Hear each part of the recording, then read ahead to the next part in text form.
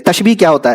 تشبیہ عربی زبان کا لفظ ہے، تشبیہ کا ماخذ شبہ ہے، تشبیہ کے لغوی معنی ایک چیز کو کسی دوسری چیز کے مانند بتانا تشبیہ کہلاتا ہے۔ اتنا آسان آپ کو تعریف۔ ان دونوں چیزوں میں کسی نہ کسی طرح کی مشابہت کا ہونا ضروری ہے، جیسے نازکی اس کے لب کی کیا کہیے، پنکھڑی ایک گلاب کی سی ہے۔ یہ میر تقی میر کا شعر ہے۔ اس شعر میں لب یعنی ہونٹ کو گلاب کی پنکھڑی کے مانند بتایا گیا ہے، ٹھیک ہے۔ یہی کیا ہے ساتھیو؟ تشبیہ ہے۔ تشبیہ کے 4 اجزاء ہیں جی، مشبہ، مشبہ بھی، وجہ یا پھر غرض تشبیہ یا پھر حرف تشبیہ۔ مشبہ کیا ہوتا ہے؟ وہ شے جس کو تشبیہ دی جائے، وہ شے جس کو تشبیہ دی جائے مشبہ کہلائے گا۔ جیسے لب کو گلاب کی پنکھڑی سے تشبیہ دی گئی ہے، اسی لیے لب مشبہ ہے۔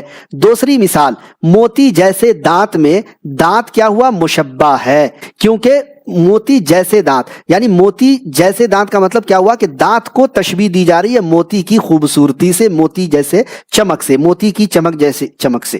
اب بات کریں گے مشبہ بھی کی۔ مشبہ بھی کیا ہوتا ہے؟ وہ شے جس سے تشبیہ دی جائے جی، مشبہ بھی جس سے تشبیہ دی جائے۔ جیسے گلاب کی پنکھڑی سے لب کو تشبیہ دی گئی ہے، اس لیے گلاب مشبہ بھی ہو جائے گا۔ دوسری مثال، موتی جیسے دانت میں موتی مشبہ بھی ہو جائے گا، اور دانت جو ہوگا یہ ہو جائے گا آپ کو مشبہ۔ وجہ یا پھر غرض تشبیہ، ایک شے کو دوسری شے سے تشبیہ دینے کی کوئی وجہ یا غرض ہوتی ہے، اس کو بیان کرنا کیا ہوتا ہے؟ وجہ یا پھر غرض تشبیہ۔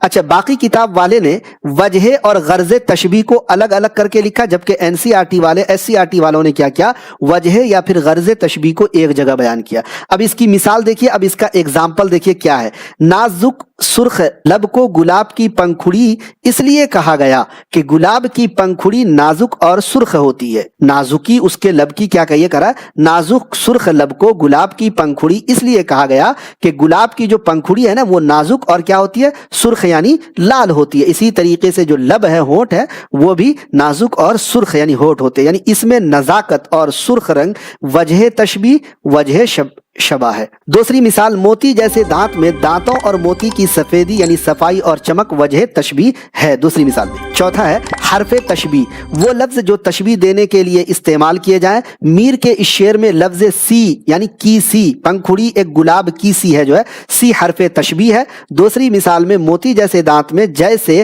حرف تشبیہ ہے، یعنی موتی جیسے، تو جیسے بھی کیا ہے ساتھیو؟ یہ حرف تشبیہ ہے، ٹھیک ہے۔ حرف تشبیہ نیچے میں نے لکھ دیا ہے، جیسے سی کے علاوہ جیسے، ایسا، ویسا، سا، مانند، طرح، گویا، یوں وغیرہ الفاظ بھی تشبیہ کے لیے استعمال ہوتے ہیں، اور یہ سب کے سب حروف تشبیہ ہیں۔